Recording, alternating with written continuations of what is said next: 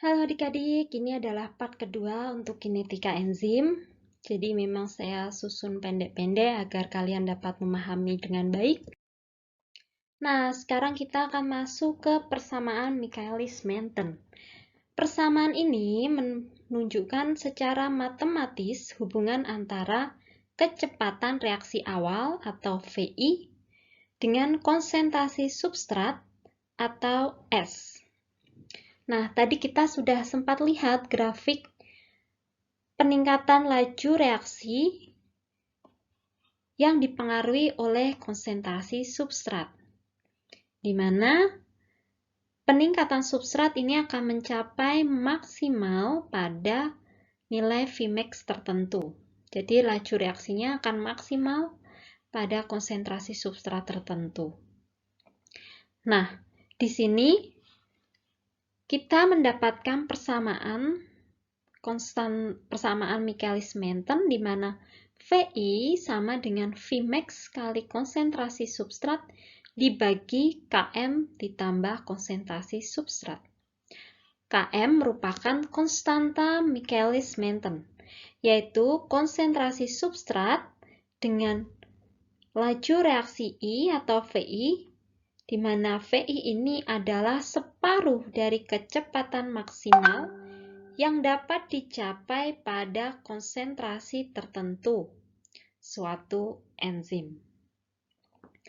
Di sini bisa dilihat, jadi VI ini adalah setengah dari Vmax, dan jika kita tarik ke arah sumbu X, maka kita akan mendapatkan nilai Km.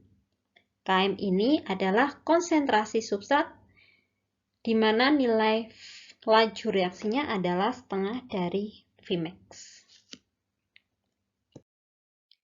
Nah, melalui nilai Km ini, kita bisa mengetahui ketergantungan kecepatan reaksi awal dan Km untuk mengevaluasi beberapa kondisi. Ada 3 kondisi. Pada saat konsentrasi substratnya jauh lebih kecil daripada Km, ditunjukkan oleh titik A, maka persamaannya akan berubah menjadi V. Ini VI ya, VI setara dengan Vmax dibagi Km dikali konsentrasi substratnya. Yang kedua,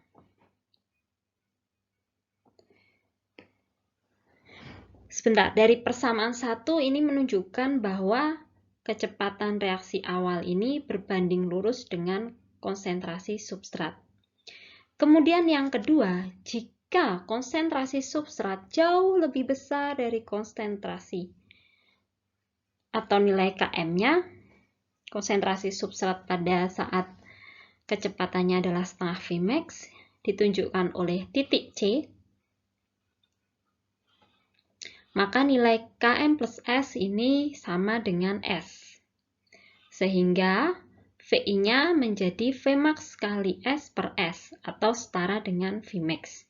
Jadi, kecepatan laju reaksi VI ini sama dengan Vmax.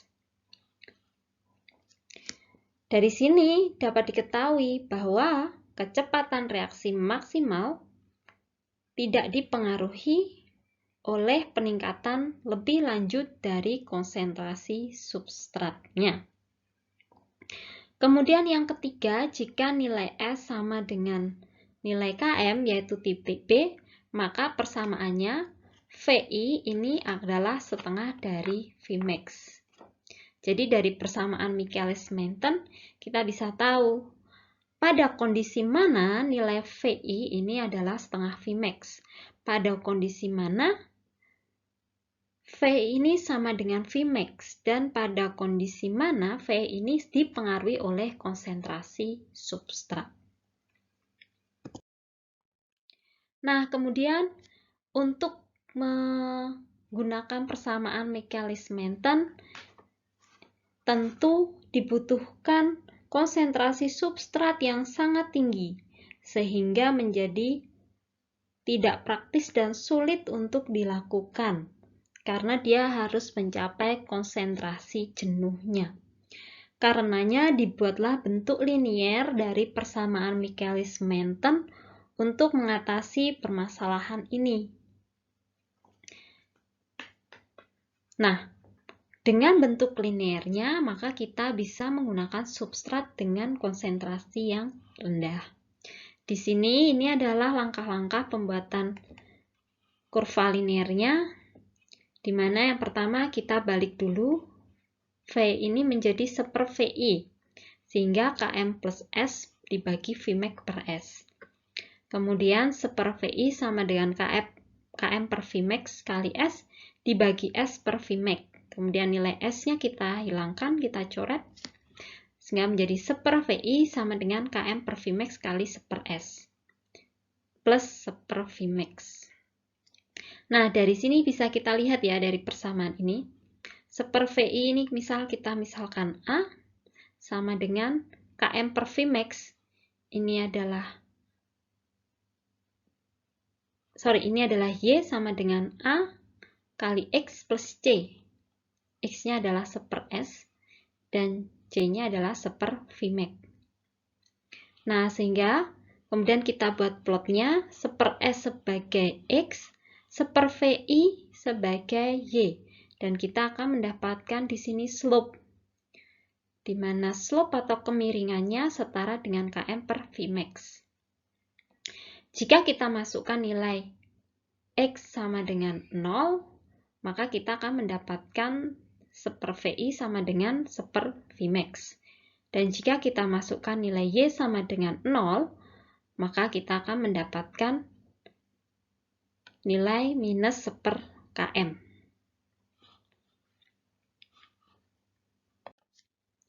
Bentuk linear inilah yang biasanya digunakan dalam percobaan-percobaan terkait dengan enzim untuk menentukan konsentrasi substrat pada saat nilai VI, nilai laju reaksinya adalah setengah Vmax. Nah, kemudian bagaimana hubungan Km ini dengan konstanta pengikatan? Karena kan enzim dan substrat itu nanti berikatan. Nah, afinitas suatu enzim terhadap substrat ini adalah kebalikan dari konstanta disosiasi, dilambangkan dengan Kd, untuk penguraian kompleks enzim substrat. Jadi nilai E plus S, lajunya adalah K1 menghasilkan ES. Sedangkan laju penguraiannya adalah K-1. Sehingga Kd sama dengan K-1 dibagi K1, konstanta disosiasinya. Ada suatu statement yang menyatakan bahwa semakin kecil kecenderungan enzim dan substratnya terurai, maka afinitas enzim terhadap substratnya ini semakin besar.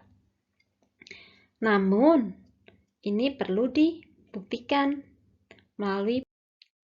Nah, meskipun telah diasumsikan demikian, namun hal ini tidak selalu terjadi, sehingga kita harus menganalisisnya kembali. Berikut adalah persamaan reaksi yang dikatalisis oleh enzim, umumnya seperti ini. Enzim dan substrat pada laju reaksi tertentu akan membentuk ES, dan pada laju penguraian tertentu akan menghasilkan E plus S. Nah, ES ini tentu dapat berlanjut menghasilkan E plus produk pada laju reaksi K2. Nah, jika nilai VI sama dengan Vmax per 2, maka konsentrasi substrat ini sama dengan K-1 plus Km dibagi K1, menghasilkan atau sama dengan nilai Km. Jika laju reaksi disosiasi lebih besar daripada K2, maka nilai K-1 plus K2 ini setara dengan K-1, sehingga konsentrasi substrat akan setara dengan konsentrasi disosiasi. Hal ini menunjukkan bahwa nilai 1 per Km akan mendekati 1 per Kd saat proses disosiasi dan asosiasi kompleks enzim substrat berlangsung relatif cepat terhadap katalis. Jadi kecepatan asosiasi membentuk enzim substrat, disosiasi membentuk atau terpecah menjadi enzim dan substrat. Ini cepat. Namun, jika nilai K-1 plus K2 ini tidak mendekati K-1, maka nilai 1/km ini akan lebih kecil daripada 1/kd. Sehingga nilai Kd akan lebih kecil daripada nilai Km. Artinya, konstanta disosiasinya lebih kecil daripada kecepatan atau jumlah substrat pada nilai laju reaksi setengah dari laju reaksi maksimal. Jadi konstanta atau proses disosiasinya lebih lambat. Ini adalah hubungan Km dengan konstanta pengikatan. Jadi Km ini juga dapat diketahui atau dapat mengetahui bagaimana konstanta pengikatannya. Nah, adik-adik, selain persamaan Michaelis-Menten, ini juga ada persamaan Hills untuk menjelaskan perilaku enzim yang memperlihatkan pengikatan kooperatif substrat. Apa yang dimaksud pengikatan kooperatif substrat? Jadi ada beberapa enzim yang dia ini memiliki sifat eksklusif, yaitu multimerik. Artinya dia memiliki atau mampu mengikat substrat di beberapa area atau di beberapa situs aktif. Jadi enzim ini memiliki banyak area situs aktifnya. Sehingga kurva yang menghubungkan antara perubahan laju reaksi dengan konsentrasi substratnya ini tidak bisa mengikuti persamaan Michaelis-Menten. Dan dia akan menghasilkan kurva yang berbentuk sigmoid. Ditunjukkan di gambar kiri bawah, bentuknya seperti S ini. Nah, dari sini kita akan mengevaluasi bagaimana kinetika kooperatifnya. Nah, untuk menjelaskan mengenai pengikatan kooperatif tersebut, maka dibuatlah suatu persamaan, yaitu persamaan Hills yang ditunjukkan di gambar atas bahwa log VI sama dengan Vmax dikurangi VI sama dengan N log konsentrasi substrat dikurangi log K. K ini adalah kecepatan reaksi awal.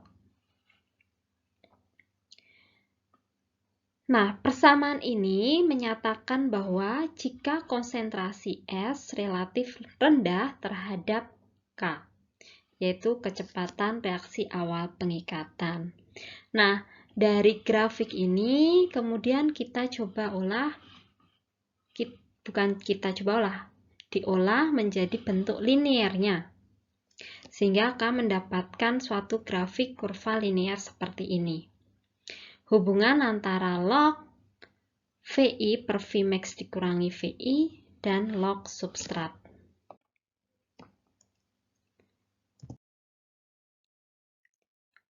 Nah, dari kurva linearnya tadi bisa kita uraikan satu persatu. Slope-nya adalah N, di mana N ini adalah koefisien Hills. Parameter empiris yang nilainya adalah fungsi dari jumlah, jenis, dan kekuatan interaksi banyak situs pengikatan substrat dan enzim. Jika nilai N-nya sama dengan 1, ini menunjukkan bahwa situs pengikatannya bertindak secara independen, secara bebas dan sederhana. Jika demikian, maka perilaku kinetik Michaelis-Menten dapat terpantau. Sedangkan jika nilai N-nya lebih besar dari 1, artinya situsnya banyak, maka akan muncul kooperativitas positif. Semakin besar nilai N, maka semakin tinggi derajat kooperatifnya. Dan plot sigmoidnya akan menjadi terlihat lebih nyata. Dari sini kita bisa dapatkan pada kondisi log-nya ini 0, antara log VI per Vmax dikurangi VI ini 0, maka kita mendapatkan jika ditarik ke bawah nilai S50. S50 ini menunjukkan konsentrasi substrat yang menghasilkan kecepatan separuh maksimal. Jadi seperVmax-nya. Oke. Karena ini kan 0, berarti nilai VI per Vmax dikurangi VI sama dengan 1. Sehingga Vmax sama dengan 2 kali VI. VI sama dengan setengah Vmax. Demikian adik-adik untuk part kedua materi kinetika enzim.